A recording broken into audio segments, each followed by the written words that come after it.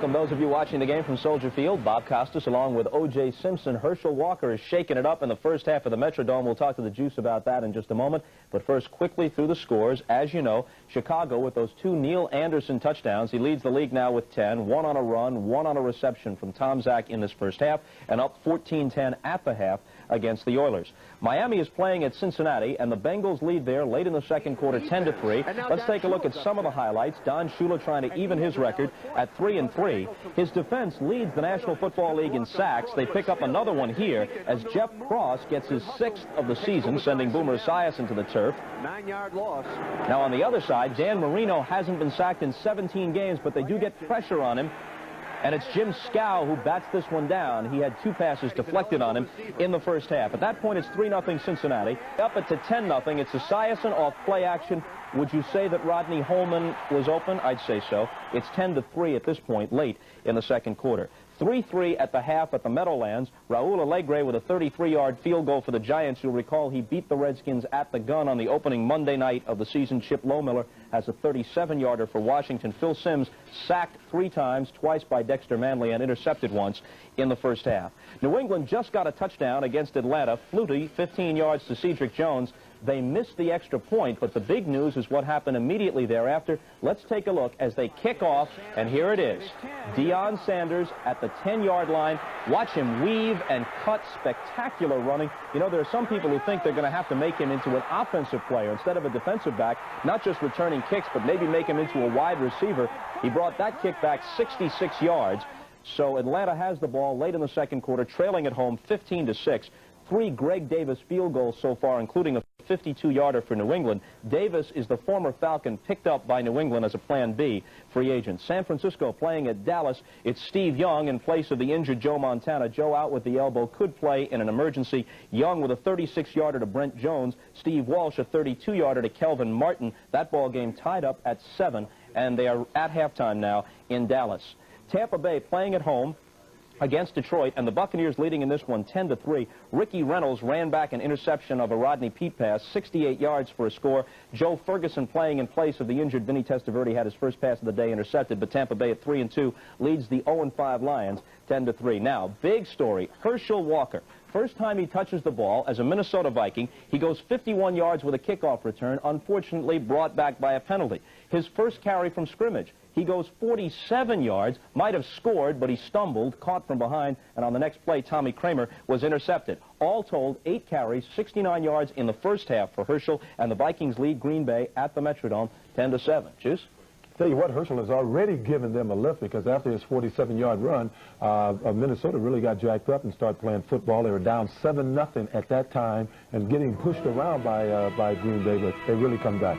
All right, O.J., NFL Live halftime activities are going to continue with a very interesting story about the former offensive lineman Steve Corson. Gail Gardner joins us after this from your local stations.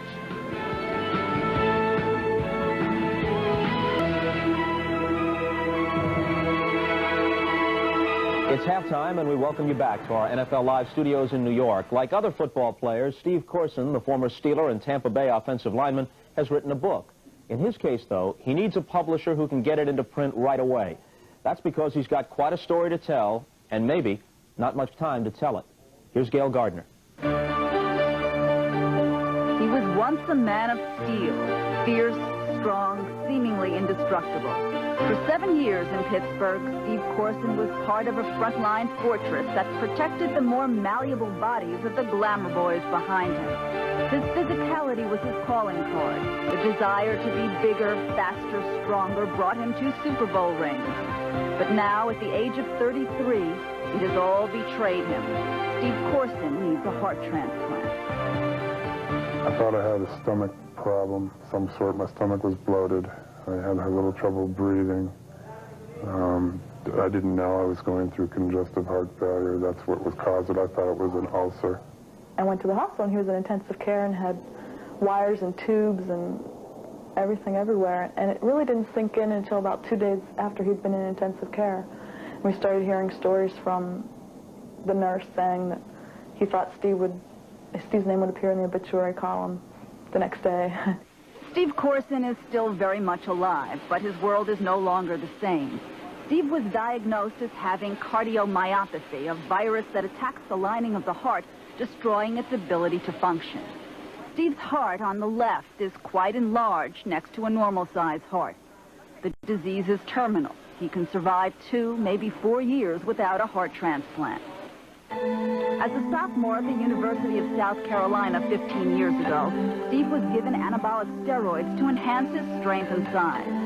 When the Steelers drafted him, he began a courtship with the drug that lasted through most of his playing days. You got to win, fight, and survive, bottom line. I mean, that's the name of the game. And you're not out there just to be an average player in the NFL either. You're out there to be the best. And when other people in your arena are using an advantage from a tactical point of view, not from an ethical point of view, it really narrows the choice. He believes that choice has now cost him his health, though there is no test to prove it. The man who could once bench press 600 pounds now lifts 15-pound weights and can barely climb a flight of stairs. He really does understand, though, if there is some lack of sympathy for his plight, because of the decision he made during his career, which some could consider unethical. It's a lot easier to be ethical and spiritual when you're not in the trenches trying to survive, whether it's in the battlefield of war or whether you're in the NFL. I questioned it a lot. The thing that used to bother me was working at sports camps with young kids and putting on weightlifting exhibitions for them. And you'd see the gleam in their eyes because they'd look at you and, boy, I wish I could be like that, and you knew the reality behind it. This is Williams Country Club in West Virginia, about an hour from Pittsburgh. It is the place that Steve Courson's friends have gathered. At another time, they might have come here to celebrate his football accomplishments. But today they are here to raise money in order to prolong his life. A charity golf tournament with former teammates like Elsie Greenwood, Jack Lambert, and Mel Blount is just one way that the Steelers in the city of Pittsburgh have come to the aid of their stricken friend, who needs about $300,000 for the surgery and aftercare. Some knew of his steroid use in the 70s, some didn't. Some faced similar choices. I had to sit down and I really thought about it. I thought about it. Because I wanted to play in the National Football League more than anything else in the world. That was my dream.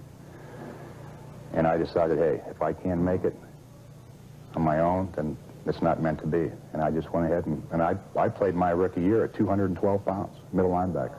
Corson admits if he knew then what he knows now, he would not have taken the steroids. That's why he's spending whatever time he has left trying to reach high school kids, relate his experience, and hope it has some impact.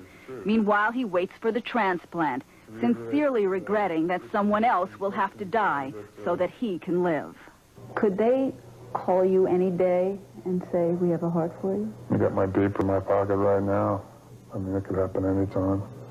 I think it's going to be a while because, just because of my size and just knowing how hearts are hard to come by. Are you scared? No, not at all.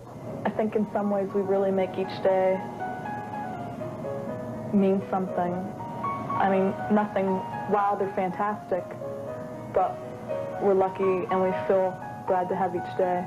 And, you know, Steve will see trees and say, oh, how pretty they are, and maybe appreciate things more than he did before. If you had one kid sitting in front of you right now, you could say one thing, what would it be? Just to be true to yourself, and that some things aren't always what they're made out to be.